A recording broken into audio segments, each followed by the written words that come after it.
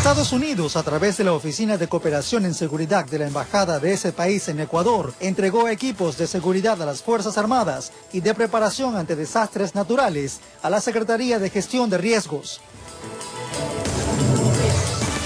Capturan a 18 miembros de una banda terrorista, entre ellos a 3 de los cabecillas. Este grupo sembró el terror durante años en varias zonas del país y son acusados de delitos comunes, hasta crímenes y extorsiones. 2 delincuentes fueron abatidos en distintos puntos de Guayaquil. Por orden judicial, destruyen las 21.5 toneladas de droga decomisadas en días pasados en una finca del Cantón Vinces, provincia de Los Ríos. El alcaloide fue encapsulado. Aumentar los años de aportación y cambiar la fórmula para el cálculo de las pensiones son algunas propuestas que analiza el IES para enviar un proyecto de ley a la Asamblea Nacional. Tendremos la tercera parte de nuestro informe especial.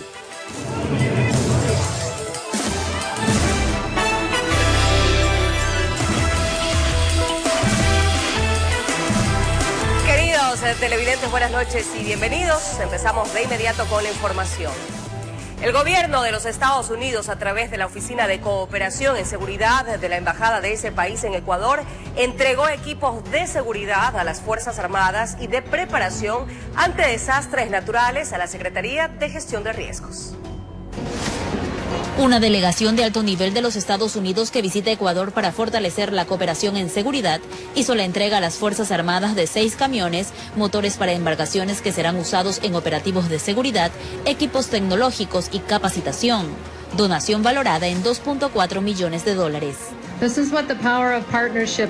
es el testimonio de la colaboración conjunta entre nuestros países. De esta manera podremos fortalecer a nuestras fuerzas para combatir a las organizaciones criminales transnacionales que nos afectan a ambas partes.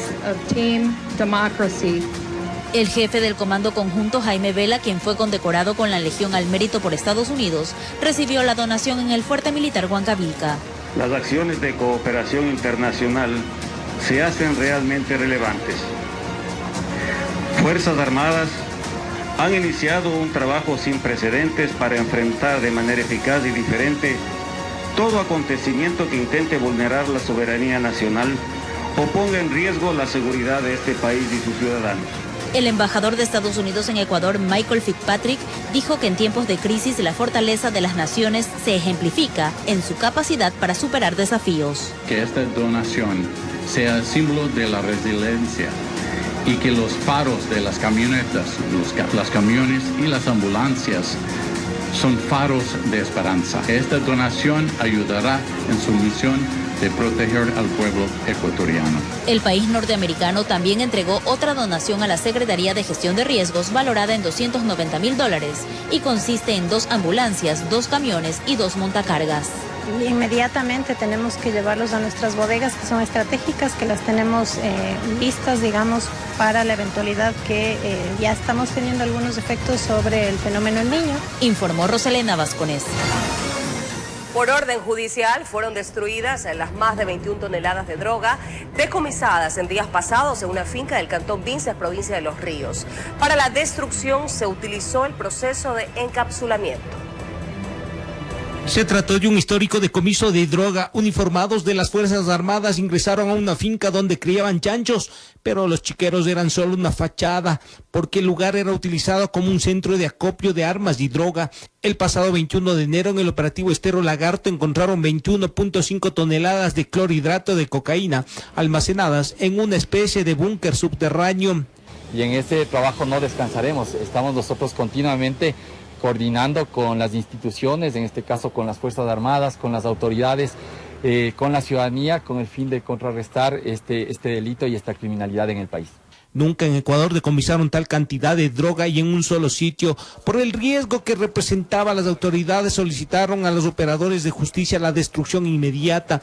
El pedido fue acogido en 4 días. El alucinógeno fue trasladado de Quevedo hasta la provincia de Pichincha para su destrucción. Las autoridades han hecho los impulsos necesarios para el depósito de destrucción. El juez también ha ordenado ya el traslado de la sustancia y al momento ya nos encontramos en el proceso de destrucción de la misma. El proceso utilizado utilizado fue el encapsulamiento, que consiste en la pulverización e inertización mediante la mezcla con acelerantes, agua y otros químicos. La droga, que es encapsulada y transformada en losas, no es utilizada en ningún tipo de construcción. El momento que ya van triturados los paquetes, desciende la trituración, se mezcla con algunas sustancias, entre estas pueden ser, están ahí cemento, vidrio, tierra, ceniza.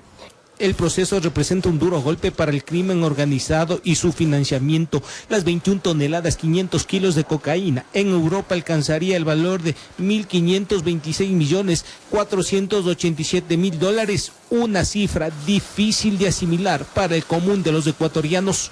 En Quito informó Iván Casamen. El primer mandatario, Daniel Noboa, continúa su viaje por España. En esta ocasión se reunió con los alumnos de la Universidad en Madrid y participó de un encuentro empresarial enfatizando las acciones del gobierno por devolver la calma al Ecuador. El presidente Daniel Noboa continúa su viaje por España. En esta ocasión se reunió con varios alumnos de la EA University en Madrid. En este encuentro, donde también había estudiantes ecuatorianos, se refirió al trabajo del gobierno en materia de seguridad para recibir a jóvenes en Ecuador en mejores condiciones y con más oportunidades. Además, compartió con su audiencia un dato muy importante. Señaló que la labor de las instituciones de las fuerzas del orden, como la policía o las fuerzas armadas, tenían descontenta a la ciudadanía ecuatoriana. Sin embargo, ahora el índice de aprobación saltó de menos de la mitad al 83% y 85% respectivamente. Según Noboa, el problema no es la ideología o la institución, sino las personas corruptas que están dentro de estas instituciones. El bienestar de los ecuatorianos es la meta común del gobierno, según dijo Noboa. En este contexto, les dijo a los alumnos que todos los poderes del Estado se están encargando de luchar en conjunto contra la inseguridad. Además, durante su jornada también participó en un encuentro empresarial celebrado por la Confederación Española de Organizaciones Empresariales, COE, la Secretaría de Estado de Comercio y la Cámara de Comercio de España. Allí logró posicionar acciones enmarcadas en seguridad para garantizar las oportunidades comerciales que tiene el Ecuador. Informó Mía Sabeli Carrera. Capturan a 18 miembros de una banda terrorista, entre ellos a 3 de los cabecillas. Este grupo sembró el terror durante varios años en las zonas 5, 6, 7 y 8 y son acusados de delitos comunes, hasta crímenes y extorsiones. Un golpe duro dio la policía a grupos terroristas que operaban en las zonas de Naranjal, Balao, Machala, Pasaje y Tenguel. 18 de estos delincuentes fueron sorprendidos en varios allanamientos, lográndose de esta manera su captura y su procesamiento judicial. Es un brazo operativo de grupo terrorista Los Lobos, que específicamente a través de sus actividades delictuales de la minería ilegal obtenían réditos económicos para poder gestionar sus actividades operativas específicamente en los territorios antes indicados. Este exitoso operativo policial de más de 6 meses de seguimiento logró la captura de 3 líderes de estos grupos considerados terroristas y que eran objetivo de las autoridades. Alias La Traca, que es el jefe operativo que tenía su predominio delictual en el cantón Ponce Enríquez. De igual manera, alias La Jota, que es el líder de este crimen organizado que se desarticuló el día de hoy, y alias Jordi, que es el jefe de sicarios de este crimen organizado. Era importante la captura y desintegración de estos GDOs por su amplia e intensa actividad delincuencial en varias áreas que van desde delitos comunes a acciones criminales.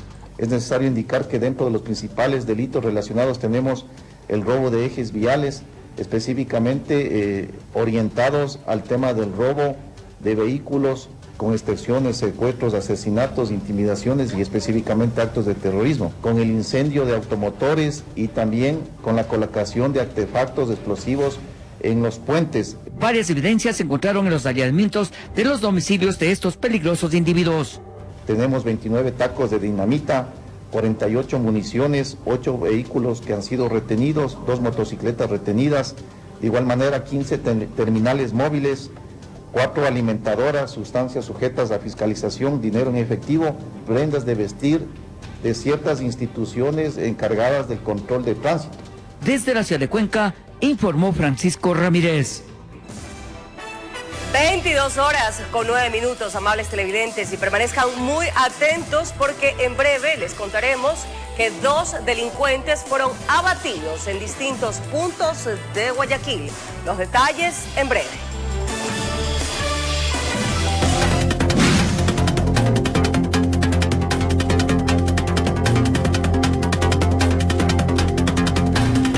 Aumentar los años de aportación y cambiar la fórmula para el cálculo de las pensiones son algunas propuestas que analiza el IES para enviar un proyecto de ley a la Asamblea Nacional. Por su parte, la Comisión de los Derechos de los Trabajadores aprobó el informe de un proyecto de ley por iniciativa ciudadana. Jorge Escobar con los detalles. Mi querido Jorge, buenas noches. ¿Qué tal, Ana y amigos televidentes? Muy buenas noches. Ese texto propone que elijan a 2 afiliados y un jubilado en las urnas a través de un padrón electoral conformado por 3.600.000 aportantes y pensionistas. Ahora, lo que buscan las autoridades con su otra iniciativa legal es capitalizar al IES, mientras la definen previo a su envío al Parlamento.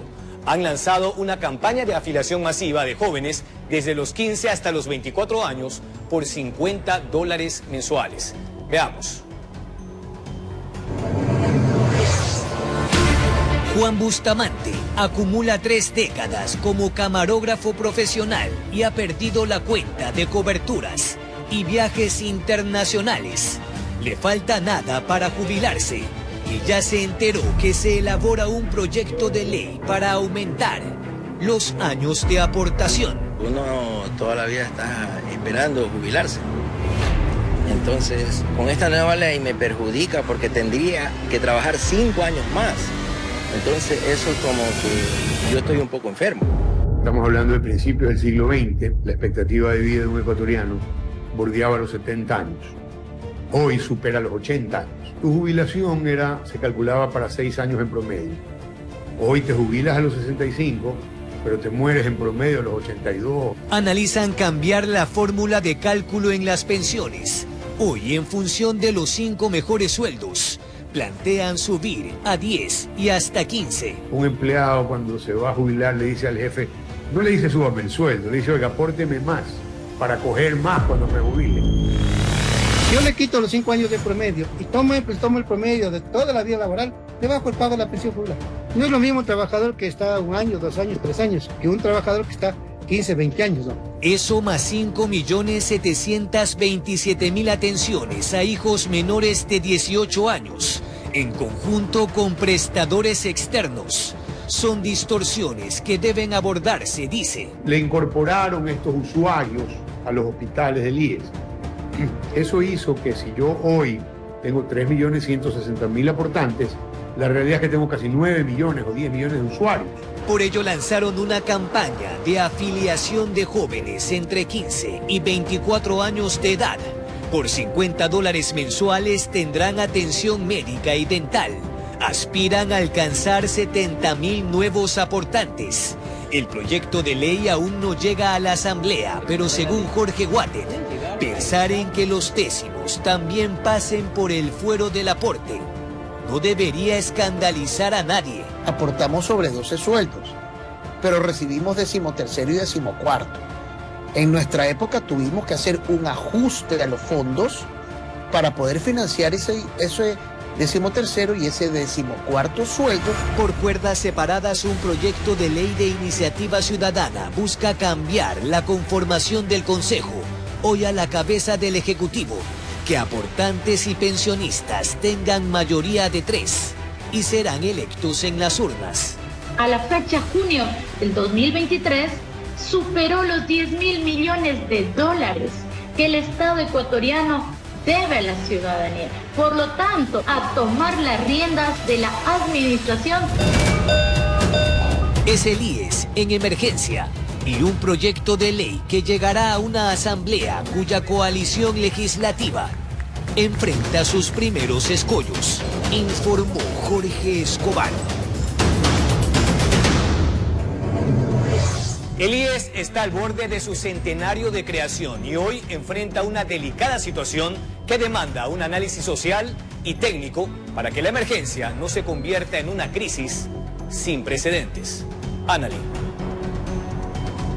Le agradecemos, Jorge, por este informe especial. Excelente trabajo.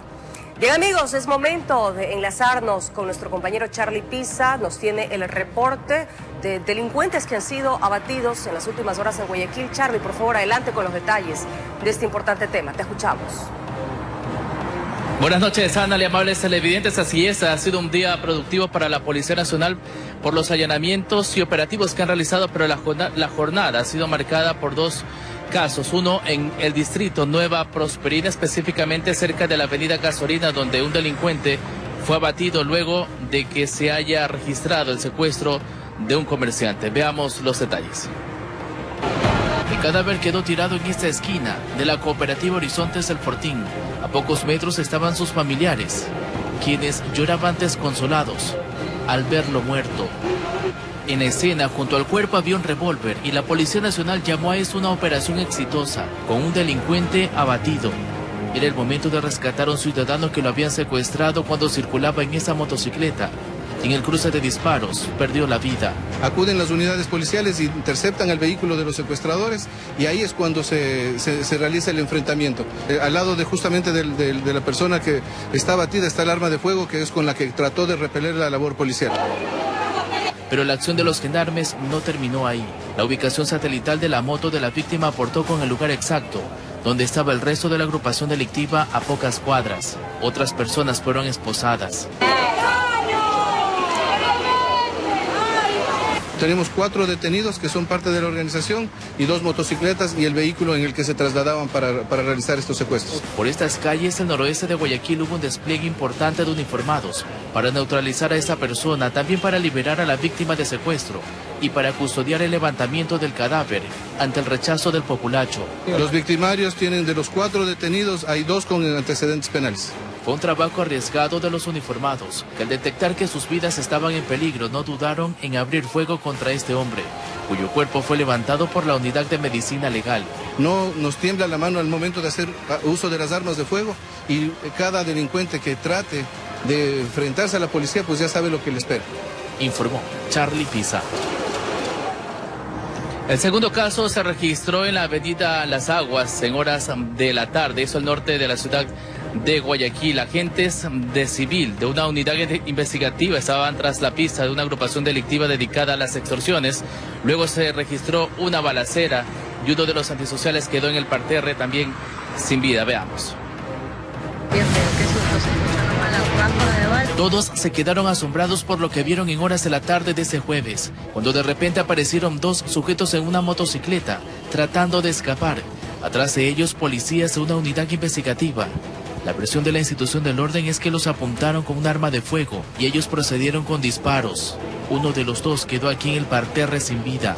Venía saliendo este chico de ahí de Urbanor, entonces y de ahí como que lo venían viendo, vigilando, qué sé yo, entonces ya pues parece ser que le dieron balas. El otro antisocial logró escapar de este sector del norte de Guayaquil, en la avenida Las Aguas, donde se registró este procedimiento arriesgado ante la presencia de conductores de esta muy transitada vía. Se produjo un enfrentamiento con un delincuente que se encargaba de extorsionar este sector y a los comerciantes.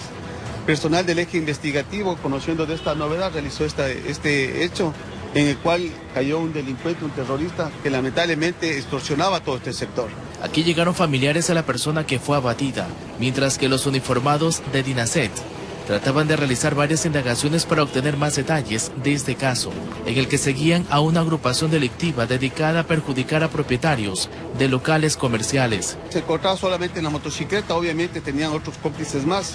Se están realizando las respectivas investigaciones, pero es importante saber que este delincuente ha sido abatido por parte de la Policía Nacional. Los policías no confirmaron si a esta persona le encontraron un arma de fuego. Junto al cadáver quedó el casco y la motocicleta en la que se movilizaba, informó Charlie Pisa. Así es, los policías de diferentes unidades investigativas están también analizando varios videos de cámaras de vigilancia de ese sector del norte de Guayaquil para conocer otros detalles de la persona que logró escapar. Asimismo, hemos conocido que en todos los distritos aquí de la ciudad de Guayaquil, en la urbe porteña, hay la disposición, en caso de que la vida de los uniformados esté en peligro, puedan utilizar sus armas de dotación de forma contundente. Adelante, Ana, y buenas noches. Muy buen trabajo, Charlie. Gracias. Una buena noche también. Queridos amigos, es momento de un corte comercial, pero no cambien de canal, que regresamos con más noticias. Quédese con nosotros.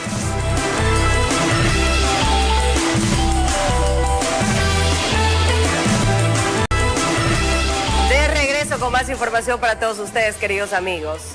5 detenidos, droga y armas decomisadas que estaban ocultas bajo tierra fue el resultado de un operativo policial en un asentamiento irregular en Babahoyo, provincia de Los Ríos.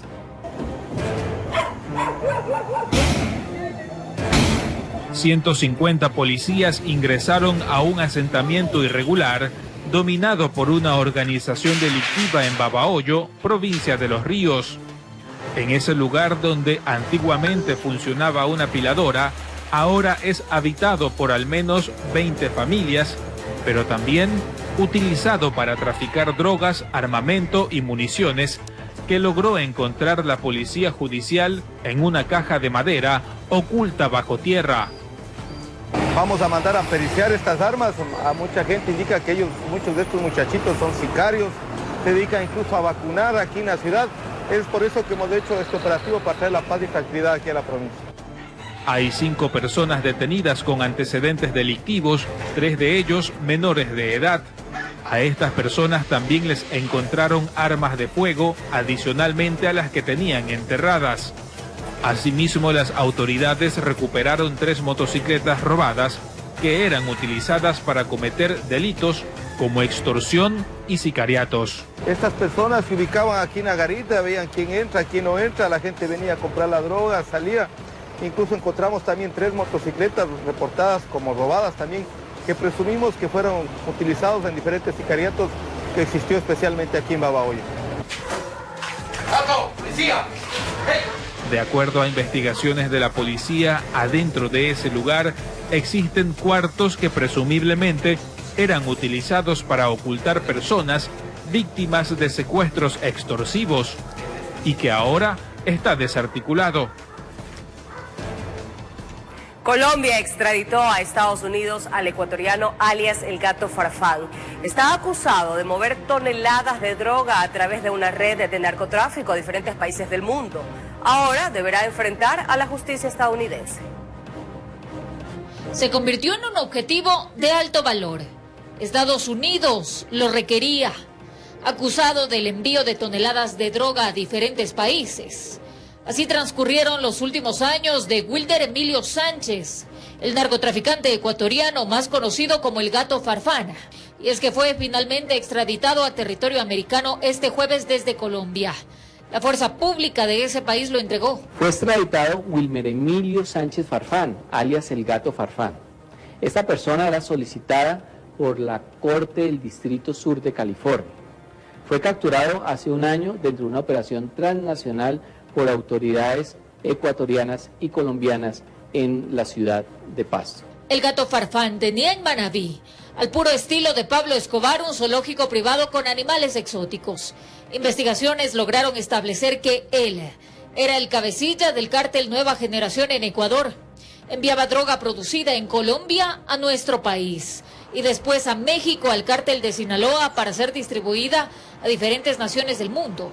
Se presume que esta estructura, que era liderada por el ecuatoriano, tenía la capacidad de producir y de transportar más de 5 toneladas de droga mensuales. Sánchez Farfán, nacido en 1980, permaneció en la cárcel de La Picota en territorio cafetero, desde donde, según investigaciones periodísticas, pretendía huir pagando $3.5 millones a funcionarios de esa cárcel. Por eso las autoridades centraron sus ojos en el detenido y lo cambiaron a otro centro de rehabilitación social en Valledupar. Su celda contaba con vigilancia a las 24 horas. Junto al Gato Farfán, 5 personas más fueron extraditadas, entre ellos 2 ecuatorianos, 2 colombianos y un mexicano. Informó Marilyn Jaramillo. En manos del presidente Daniel Noboa está ratificarse en el acuerdo que busca que militares de Estados Unidos lleguen a Ecuador. La Corte Constitucional ha señalado que ninguno de los acuerdos involucra una alianza militar o bélica. Los militares estadounidenses que lleguen a Ecuador estarán de manera temporal en el país y su función se centrará en visitas de buques, entrenamiento, ejercicios, actividades humanitarias y cooperación para la seguridad. No existe desde ningún punto de vista la pérdida de soberanía, ni tampoco lo que tiene que ver con la instalación de bases militares, como en su caso era la de Manta. Los militares estadounidenses podrán portar armas, pero ¿en qué caso rigen las leyes ecuatorianas y en cuáles? ¿El marco legal de Estados Unidos? Están, por ejemplo, en operaciones de ejercicio, de capacitación, y algo sale mal dentro de, por ejemplo, un entrenamiento de tiro. Lo que se está estableciendo es que ellos quedarán sometidos a las leyes de Estados Unidos, y esto es perfectamente válido, esto no es cesión de soberanía. Ahora, si, por ejemplo, ellos estuviesen con las armas y están en presencia de un delito flagrante, bien podrían, como cualquier ciudadano, repeler. Ahora, si ellos pueden intervenir en operativos para capturar, para investigar, pues eso ya no. Si bien se les otorga una inmunidad, esto se enmarca en un ámbito diplomático. En aquellos casos en los cuales se haya cometido algún tipo de acto que sea reñido con la ley, los ciudadanos, los militares de Estados Unidos deberán ser juzgados ¿por quién? Por la jurisdicción de allá.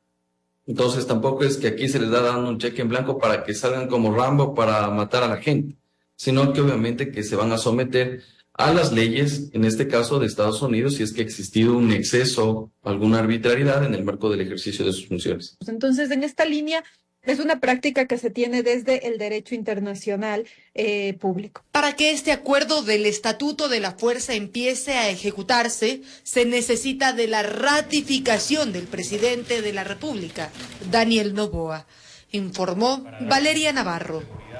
La UNES solicita al gobierno que declare en emergencia a la educación y exige que la policía patrulle las escuelas de manera permanente.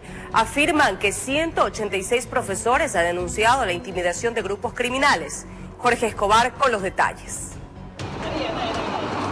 Habían escuchado clases en casa hasta las 11 de la mañana y de ahí fueron al Colegio Técnico Simón Bolívar, en la Avenida de las Américas. Necesitaban un papel. Porque ya estamos a punto de graduarnos también y ya. Pero tampoco se puede hacer nada. No se puede hacer nada. Mejor estamos resguardados en casa que salir y correr peligros en la calle.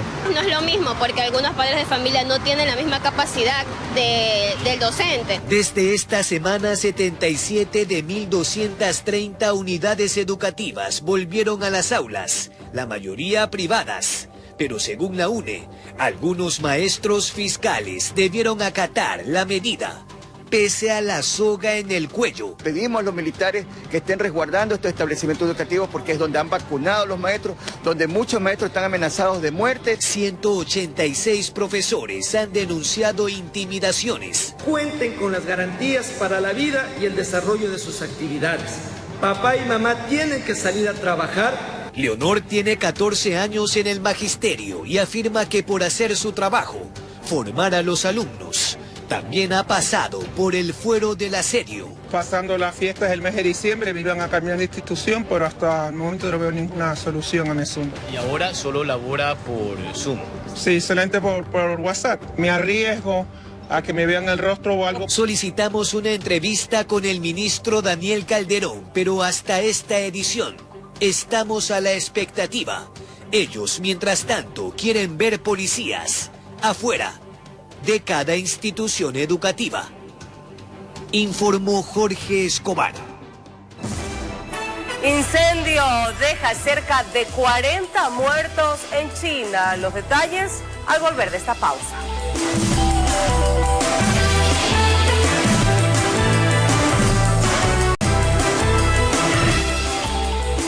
De regreso con más noticias para todos ustedes, queridos amigos.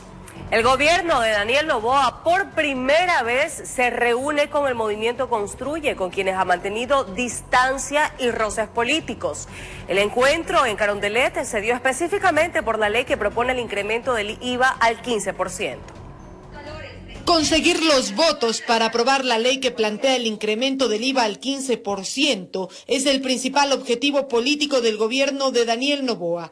Por ello, dejando las pugnas a un lado, decidió sentarse en Carondelet por primera vez con el movimiento Construye. Nos hemos reunido con el ministro de Finanzas y el viceministro de Gobierno. Es la primera vez que nos invita el gobierno. Entonces nosotros en unas mesas técnicas vamos a poder realizar todas las contribuciones necesarias para que el Ecuador pueda tener una mejor situación fiscal.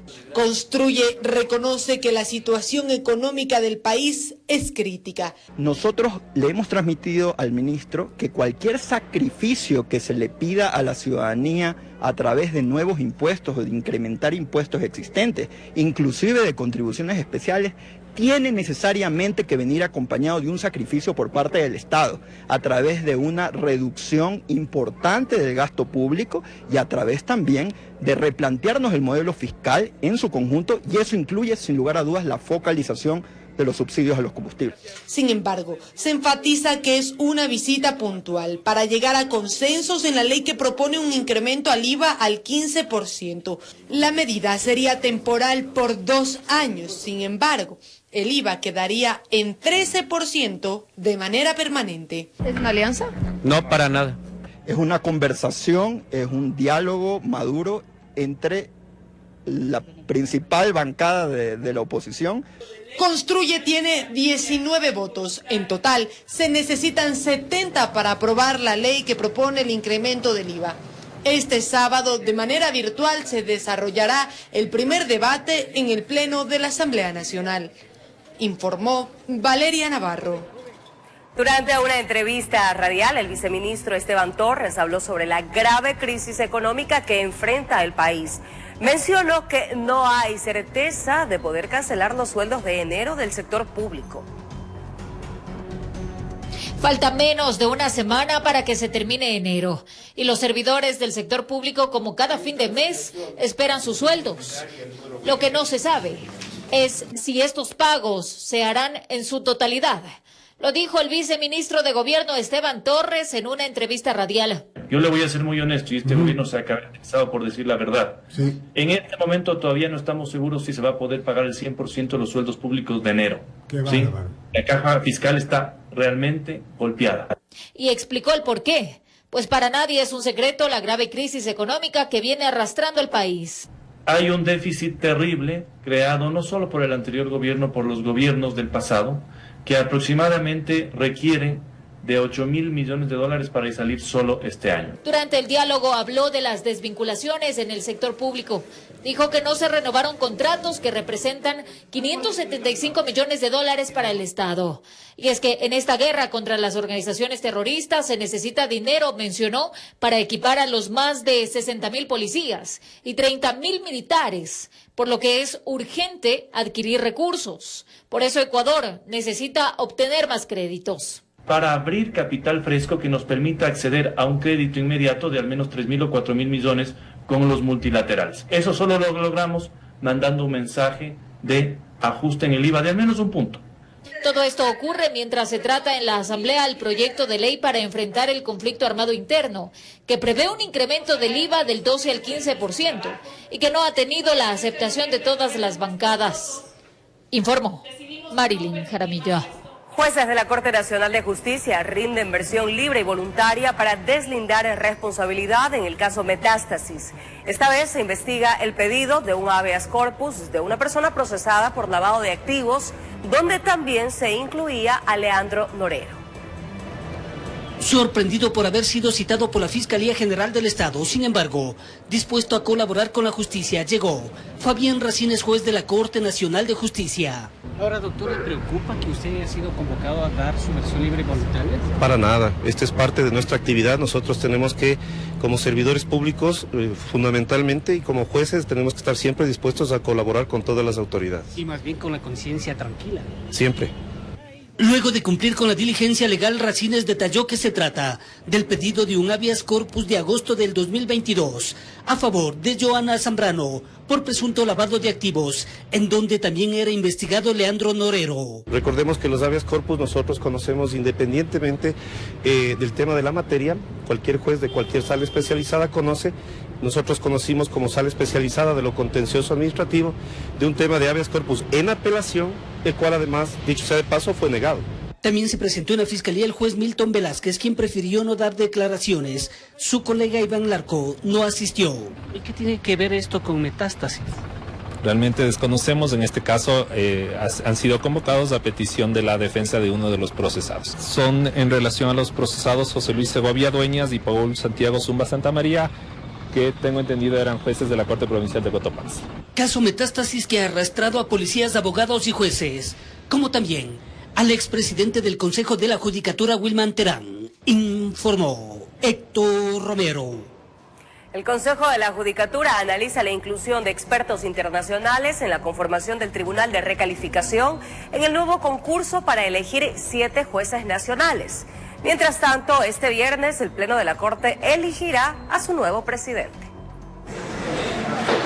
Fue un concurso al que le llovieron acciones de protección y medidas cautelares, pero a partir de una metástasis en la función judicial, hubo un cambio en la cabeza de la Judicatura y por unanimidad declararon la nulidad insubsanable. El concurso va a ser transparente, el concurso va a ser inclusivo, el concurso va a tener esta nueva cara. Transparencia para elegir a 7 jueces nacionales cuyo proceso defendieron con uñas y dientes. Hay un ataque sistemático y generalizado porque no se permite la metida de mano en la justicia. Pero las cosas cambiaron en cuestión de meses. Walter Macías, destituido con los votos de Terán y Muñoz.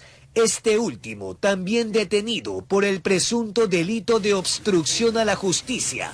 Afirma que la aspiración es que no caigan en los mismos vicios. Los tribunales que califican las pruebas orales, las pruebas escritas, y si se hace alguna modificación, que se le haga con suficiente tiempo a las reglas del juego, no hacerlas de última hora para beneficiar o perjudicar a uno u otro postulante. Los que recalifican no pueden ser los jueces nacionales, porque al final pueden terminar siendo juez y paz, ver si es que podemos traer gente del extranjero. Este viernes al mediodía, el presidente de la Corte Nacional de Justicia convocó a los 15 magistrados habilitados que deberán elegir a la nueva autoridad para los siguientes 2 años. ¿Y cuál es el criterio al interior de esos 15 magistrados? ¿La continuidad o el cambio en la posta? Tendría que reunir el perfil de un magistrado de la Corte Nacional que haya velado y siga velando por la función judicial, no por intereses personales. Informó. La Confederación de Nacionalidades Indígenas del Ecuador, CONAIE, y el colectivo Yasunidos alistan maletas para viajar a la Comisión Interamericana de Derechos Humanos y se extiende el plazo de 1 año para que se suspenda la actividad petrolera en el ITT. De ahí se pretende sacar recursos económicos para el conflicto armado interno. Con el pasar de los días y frente a la falta de recursos económicos que tiene el régimen para enfrentar el conflicto armado interno, la posibilidad de echarle mano nuevamente al bloque 43 del ITT toma fuerza y podría ser extendiendo el plazo de 1 año que fenece este agosto, luego de la consulta popular, para que las actividades petroleras en esa parte de la Amazonía ecuatoriana cesen definitivamente. Lamentablemente, nuestras fuentes nos informan que no ha sucedido y que el gobierno continúa con esa explotación ilegal en el bloque 43. Ahora, si el presidente Daniel Noboa firma algún documento en el que establece que va a dar que no va a cumplir con la voluntad popular, por ejemplo, aumentando 1 año con esta supuesta moratoria, ¿no es cierto?, a la decisión del pueblo ecuatoriano, entonces la Corte Constitucional, que ya se activó en su fase de seguimiento, tendrá que destituir al presidente y a todos los responsables de esta acción y nosotros nos encargaremos de seguir las acciones penales pertinentes. La Confederación de Nacionalidades Indígenas del Ecuador, CONAIE, y el colectivo Yasunidos aunan esfuerzos para elevar su voz de protesta. Una consulta más para gastar más plata y que no va a resolver nada, solo se está posesionando relatos y sobre todo imagen política. No pretenden quedarse expectantes y analizan la posibilidad de acudir a organismos internacionales. Uno de ellos en el espacio de la Comisión Interamericana de Derechos Humanos. Eso está en camino. Esperamos que el presidente de la República sea respetuoso, sea democrático frente a la voluntad popular. Sin descartar que las calles serían su escenario de lucha. No nos vengan a fragmentar poniendo mentiras. Si es que vamos a una movilización, la decidiremos públicamente. No tenemos para qué ocultar. En este momento no está definido absolutamente nada. A ver si la posibilidad de seguridad para todos tiene más peso. Informó Héctor Romero. Ante el alto nivel de riesgo que corren jueces, fiscales, defensores públicos y abogados al ejercer su trabajo, los gremios del ramo presentaron un plan para mejorar la seguridad en la función judicial. Exhortan a las entidades a las que pertenecen protegerlos más. Esto dado a los casos registrados en el país, donde varios de sus colegas han sido asesinados y las constantes amenazas de muerte que reciben. Los integrantes de los gremios relacionados a la función judicial consideran que las autoridades a cargo de cada entidad deben gestionar un plan de protección para el sistema judicial, donde, por ejemplo, se controle el ingreso de ciudadanos a sus oficinas. Revisión de usuarios y registro de la identidad de las personas que ingresan a los juzgados, fiscalías y defensorías públicas, así como lo realizan los bancos. Nadie puede entrar usando gorras, nadie puede entrar usando gafas, y esos lineamientos carece la función judicial. Asimismo, proponen ser capacitados en un plan de emergencia para salvaguardar su integridad en ataques contra las infraestructuras judiciales. Con protocolos de seguridad en el complejo judicial localizado en el Albán Borja, en las unidades con competencias en delitos flagrantes y en el edificio La Merced de la Fiscalía. Entre los planteamientos también están reformas legales, donde se expone como requisito que el beneficiado debe garantizar la cobertura de los gastos que se demandan para la protección del funcionario. Se pide mayor apoyo para las familias de los funcionarios públicos asesinados. La mayoría de compañeros que han sido asesinados bordean los 40 años, es decir, tienen hijos muy pequeños, menores de edad, y muchos de ellos están con tratamiento psicológico. Entonces esa es nuestra propuesta, que las instituciones no abandonen a la familia de los compañeros asesinados. Están dispuestos a formar mesas de trabajo con sus respectivas autoridades, tomando en cuenta sus experiencias en los procesos de pedidos de protección al Estado y las fallas que ya han detectado.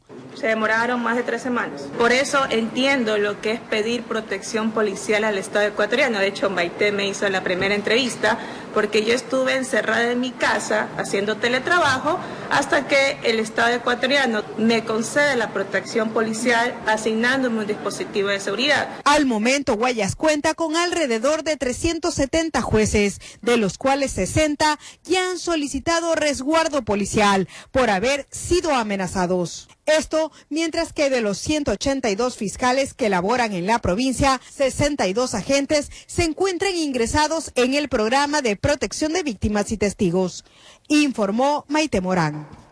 Agricultores de Daule no pueden pagar sus créditos debido a la crisis iniciada por la pandemia y exhortan al presidente Daniel Noboa para que concrete la entrega de préstamos al 4% ofrecidos en campaña. Tras la pandemia enfrentaron la caída del precio mínimo de sustentación, pero después de ambas crisis se han caído en los créditos. Hay créditos vencidos, castigados y coactivados. Seguimos sembrando arroz, pero lamentablemente ahorita los precios de los fertilizantes, los precios de las semillas están demasiado altos. El presidente Noboa ahorita, él en campaña prometió dar un crédito al 4%. Al agricultor todavía no existe ese crédito. En Banecuador explican que la Junta Monetaria establece los parámetros para fijar la tasa en función del costo de captación, fondeo y financiamiento. Desde 2021 han entregado 1.400 millones de dólares. Las cooperativas normalmente andan arriba del 20%. Y la banca privada anda arriba del 18%. Que Banecuador no recibe recursos del Estado. Nosotros nos fondeamos directamente de los recursos del público. Endaule en una cartera de 5 millones de dólares. El índice de morosidad supera el 40%. A nivel nacional asciende a 300 millones de dólares, equivalentes al 25% de un portafolio de 1.500 millones. Algunos candidatos. Obviamente hizo que la gente se decía, me van a condonar hasta $10.000, no pago. Esa mirada que ellos dicen, la mirada al campo, entonces en estos momentos no hay nada de mirada al campo porque no hay ayuda para nada. Que se acerquen al banco y que encantados estaríamos de brindarles alternativas de reestructuración de deuda. Con cámara de Michael Arámbulo, informó Jorge Escobar. Aquí finalizamos, amigos. Ya está con nosotros José Alberto Molestina. Mi querido José, bienvenido, buenas noches.